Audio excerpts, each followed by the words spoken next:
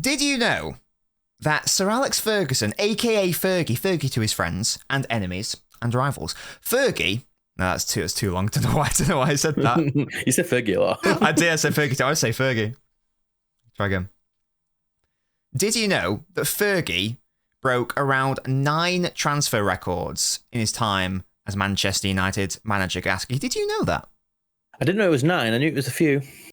It was a chunky amount. A chunky amount indeed. And there's nothing wrong with spending a lot of money because you got to spend money to make money or make Premier League trophies in Fergie's case, haven't you? Exactly. You've got to spend money, bring in them assets to bring you trophies.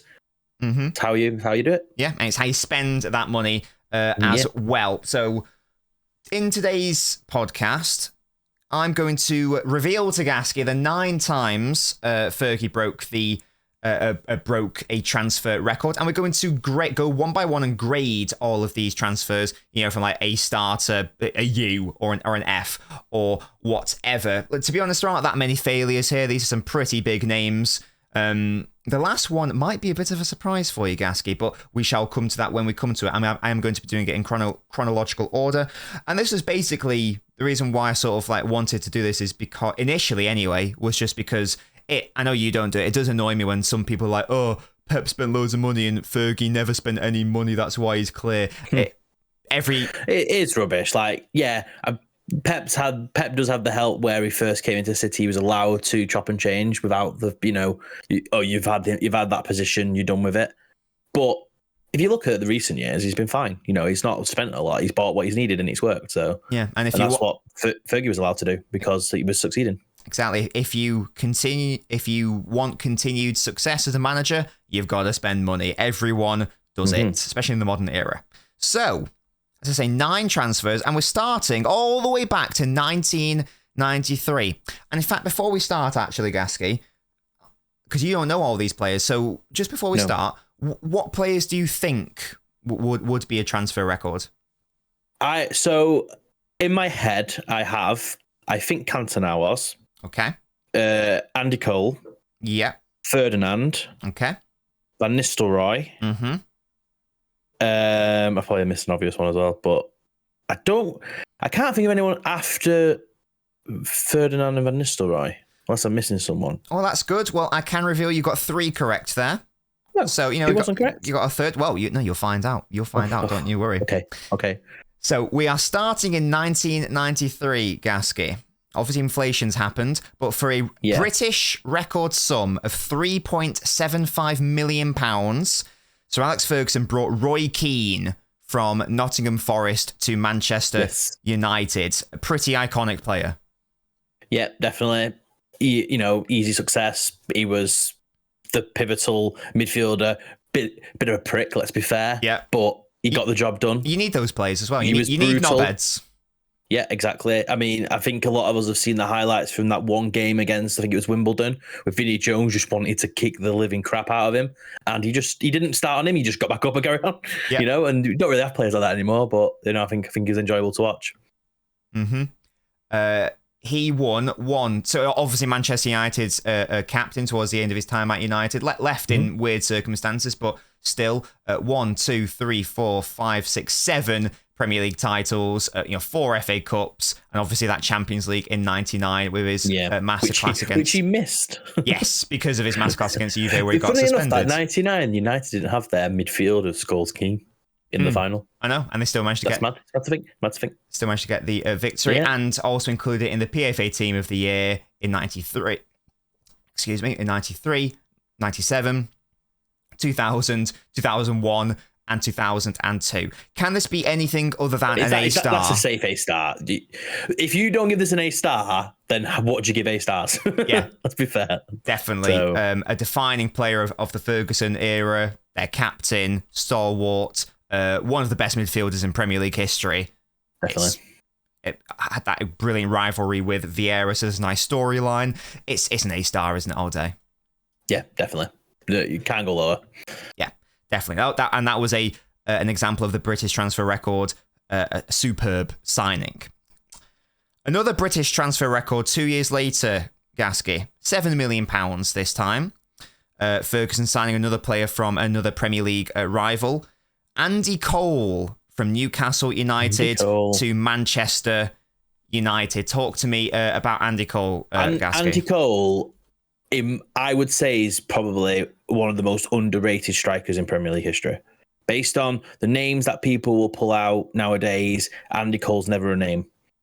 But people always argue, non-penalty goals. Andy Cole is the pivotal of non-penalty goals. Mm-hmm. He's scored, I think he's 180 Premier League goals? 187, like I think, yeah. Yeah, and barely any penalties there. He's gone, is it United, he was at Newcastle, bagging goals left and right. There's not much more to say. He's so underrated. It's ridiculous. Yeah, and this isn't his time at United, but even at Newcastle before, he held the record for most goals in a Premier League season with 34. I think he got like 41 or something in all comps that season. As you say, he took 2 penalties in his career. Missed one of them, scored the other. There you go. Yeah, I think that, and neither were for Newcastle or Man United. I think one was for Coventry, and one was for, was it Norwich maybe or Sunderland? I can't remember. And also a Man City legend as well. He famously, obviously, one of them. Yeah, exactly. Obviously, much more of a United player, but yeah, 187 Premier League goals without penalties is insane. It's crazy. Like, I'm not one to talk when you talk stats. I don't care about penalties. It's a goal's a goal. At the end of the day, you still got to put it in the net. But to just think that many open play goals is a mental. Mm-hmm. Definitely. Because if you take them numbers off Shearer, I don't think Shearer has that many, but off Kane especially as well, I think most players would drop so far if you were to just say penalty goals as a separate stat. He'd probably be miles at the top. Yeah. Absolutely, and similar era to Keane, obviously. So he's got 1, 2, 3, 4, 5 Premier League titles with United. Yeah. Obviously, the Champions League started the final, had that partnership with Dwight York. So again, it's a tricky one. But how would you see? I would say it's tricky. You can't be lower than an A. Yeah, A definitely, but it's a tough one because, like, is it rude not to give him an A star as well?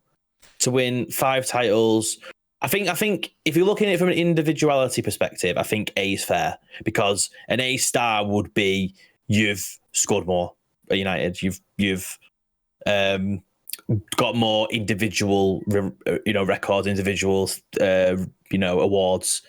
I think that will put him to an A where he was more of a team player rather than that standalone guy that stands out. I agree. I would say an A. Yeah, and also it's also maybe like the fact that there were 4 very good United strikers in that era. Solskjaer, Sheringham, York and Cole, and it's hard to argue any of them wasn't great. Yeah. There, really. Absolutely. A few years later, Gasky, our first defender on this list. In 1998, for a fee of £10.6 million, I believe they signed him from Lazio. Jaap Stam. Big Dutch man. Jaap Stam. Now, this wasn't actually a British record. However, it was a world transfer record for a defender. Right. So that is the record that was broken there in 98. Now Jaap Stam didn't spend that much time at United. Only 3 seasons in the end. However, and his 4th, I think he played like 1 or 2 games and then, left on weird terms with... he went to Lazio. They signed him from PSV. That's my bad. Right. So he didn't actually spend that much time at United, but 3 full seasons, 3 Premier League titles. Yeah, he was what they were missing. He was what Van Dijk is to Liverpool now when they got him. He was what they needed. Came in and, 3 titles. Mm-hmm. Easy peasy. A, pretty much, he was an absolute brick wall. You would not mess with him. Even now, you wouldn't mess with him. So, easy A.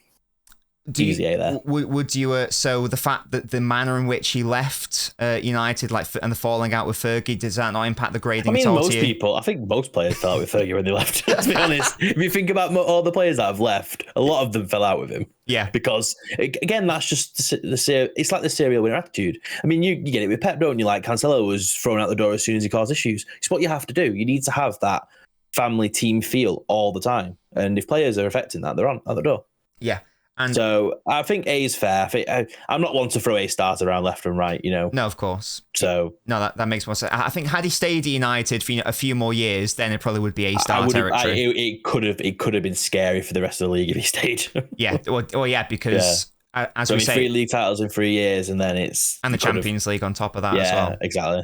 Yeah, and look, you made the Van Dijk comparisons. He's obviously Dutch as well, and a similar vein in that he was only at the highest level for a short period of time at United, especially. But in that time, he won UEFA Best Defender of the Year in 99 and 2000. He was in the PFA Team of the Year in 99, 2000, and 2001. So every single season he was there at United, he was getting a what? He was in the PFA Team of the Year. Literally Van Dijk at Liverpool. Yeah, exactly. So yeah, there is Jaap Stam. Another new position here, Gasky. Maybe a name that I didn't actually know that this signing was a record transfer, but it's a goalkeeper. Oh yeah, Barthez, was it? Was it Barthez? Barthez, yeah. He was. Yeah, sorry, I forgot about Barthez. Yeah, Fabian Barthez in 2000 signed for 7.8 million, which at the time was a British transfer record for a goalkeeper. United have obviously been linked with Onana recently, and Barthez would be perfect right now. I'm going to say, Barthez he was a bit ahead of his time. I had this conversation with my brother, and we said literally Barthez would be exactly what they need. Football. Yeah, he's as if he's come from the future. He's gone back in time, and he's just stuck in the wrong era of football for him. Because your traditional goalkeepers were just 6'5", and they would just kick the ball up to the striker, and then you just make saves. He was 5'11", Barthez. Exactly. He was tiny. He weren't, and then Casillas came after him, and then Casillas was one of the greatest goalkeepers to ever exist. And Barthez was just a little too early, like you say, ahead of his time. So he'd get like a C because he wasn't that good, but because no one else would play that way of football, he was just stuck. Yeah, he could have had an absolute career.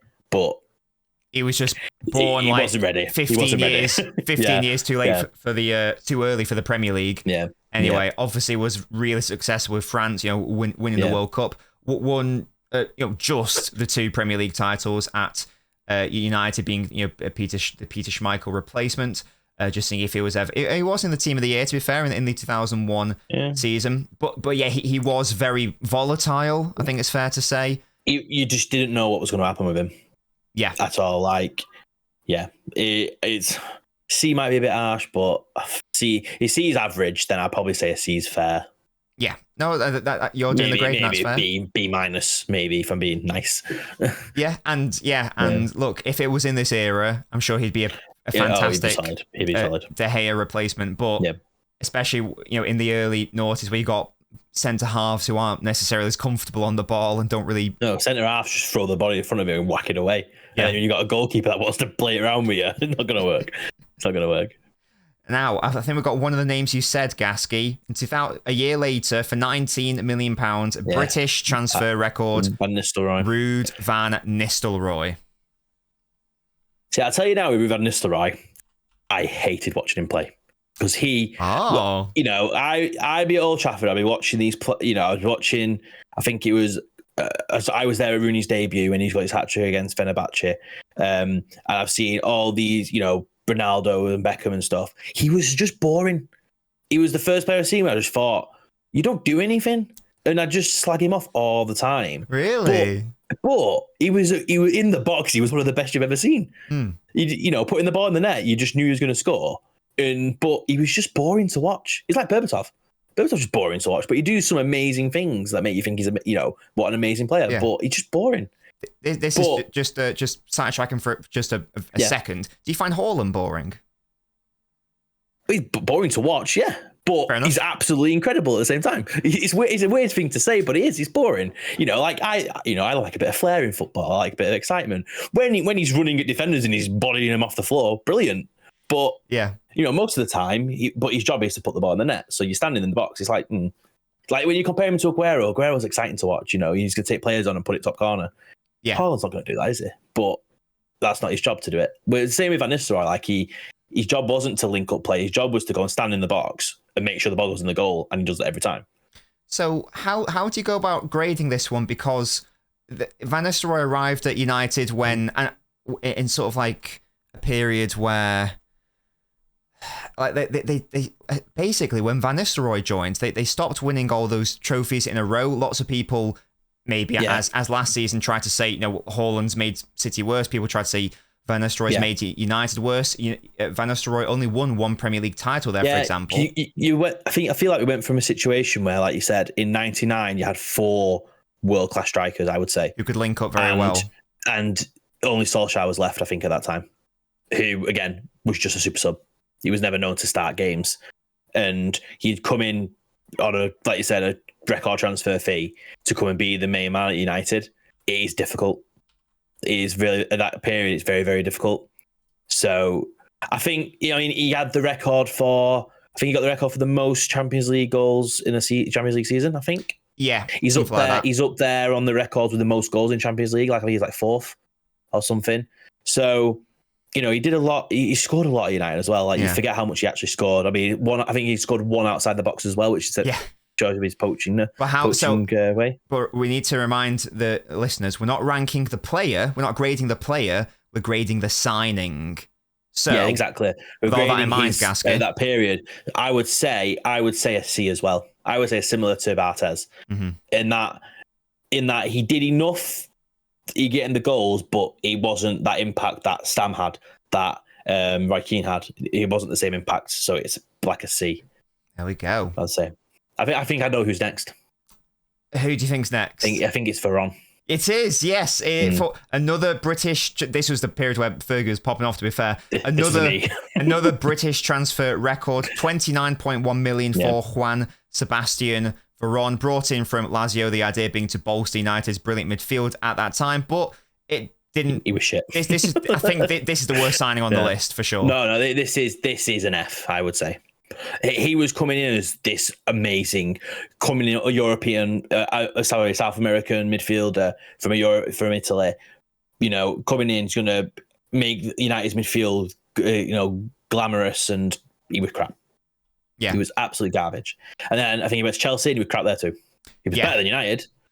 Better than United, but he was crap. Yeah. I think that he was just a player who was, because after that he went to Inter and he played quite well. So I think he was just wasn't suited for the Premier League football, maybe. Premier League wasn't for him.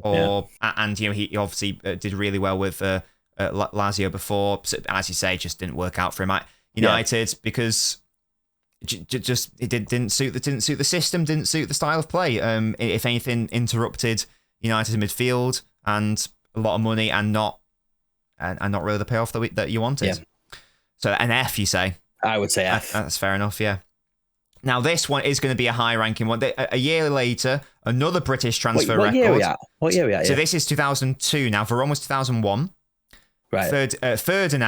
Rio Ferdinand in 2002, £30 million, which not only was another British transfer record, it was a world transfer record for a defender. I think he demolished it as well, didn't it? I think he was by 15, 20 million. Yes, a lot. And this is 2002. That's a lot of money. In 2002, but it's Rio Ferdinand.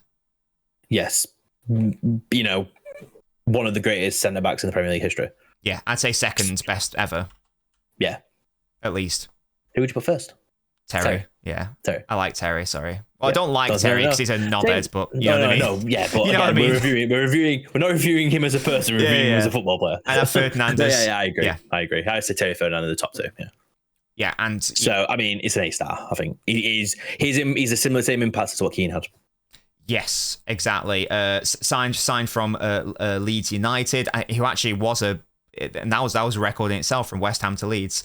Ferdinand won 1, 2, 3, 4, 5, 6 Premier League titles, and obviously the Champions League in 2008 with loads of cups in between. He was in the PFA Team of the Year. 1, 2, 3, 4, 5, 6 times. 5 of those under at Man United. Sorry, and it's just there's not much else to say. He was just a fantastic footballer. He was absolutely brilliant. He did feel like he was the first Premier League where it was like, when you talk about how style changes. He was a bit of a sweeper as well. He wasn't one of these like boot it clear. He was quite good on the ball. No, yeah, he was absolutely. Yeah, but in comparison, in that current time in 2002, 2003, he didn't really have these. And then he still didn't have ball playing centre backs, and he was. Yeah, and a really lovely partnership with Vidic as well. Complemented each other perfectly. Yeah, that's an A-star, isn't it? Let's be honest. He's just a fantastic player. Potentially, controversial in respect of status, because in 2004, Man United spent £27 million, which was a world record transfer for a teenager, Wayne Rooney. Now it was a lot of money for what was it? Was he 17? 18, I think. A world record for a teenager. 18, yes, it was a lot of money. Now I would say that's probably the first that I remember, like, transfer gamble. You're gambling. You're putting a lot of money pressure on an 18-year-old. Yeah, and Rooney's an interesting one because he is United's top scorer in history. Won however many trophies with them, won however many team of the years with them, like their best player at a number of times. Yeah. But he's got this sort of weird status amongst United fans where I feel like he's not. In theory, he should be like, just comparing it to City just for a moment. He should be like your Aguero sort of figure. Yeah. To me, he is. I've seen him from his, like I said, I was there for his debut. I saw him score a hat-trick on his debut in the Champions League. I can't remember the last player who did that. Like, I think Haaland did it as well. Haaland did it as well. But like, it's incredible. You've got to do it on the biggest stage, and throughout your career, you have basically been that mainstay in that United team. You had that anger. You just wanted to win everything all the time. You compliment. You went and played in midfield. You went and played on the wing. He did everything for United. He did everything for Man United, and people don't treat him like he was one of the best they've ever had. He is. And why is that? He's probably because his ceiling wasn't as high as Ronaldo's, for example, or who else was there? Well, whoever else was, he wasn't amazing, but he was brilliant. Like, he wasn't an A-star player. He wasn't. There was players that were better strikers than him. There were better playmakers than him, but he did everything well.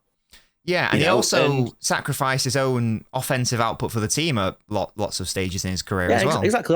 Exactly. So, he couldn't keep up playing up front. He didn't have that pace anymore. Playing like a 10 position, and to allow everyone else. He played on the wings. And he's amazing.